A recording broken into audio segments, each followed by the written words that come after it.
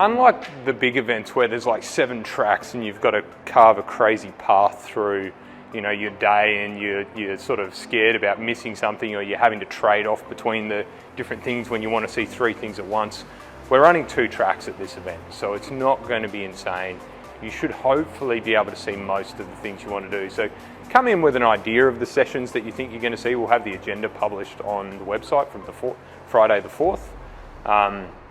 So come in with an idea of the things you want to see, but just come in ready to be open, have a chat with people. You know, we'd really encourage people to get involved and get to know their peers in the community.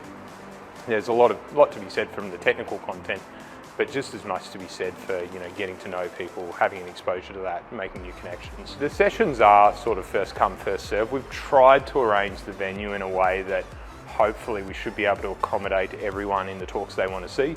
So since it is sort of a democratically voted event, we have an idea of the demand for each talk that's made it into the agenda by the amount of votes that there were for it. And so we've got one really big room that'll seat about 150 people, so that'll take the entire attendance if we want.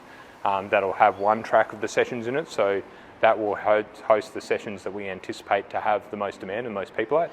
And then we have a breakout room on another floor that seats about 60 people. And since that's more than half of the attendees as well, hopefully between those 2 and the way we structure the sessions, everyone should get a seat to see what they want to see. And if we run out of seats, then, well, there is standing room.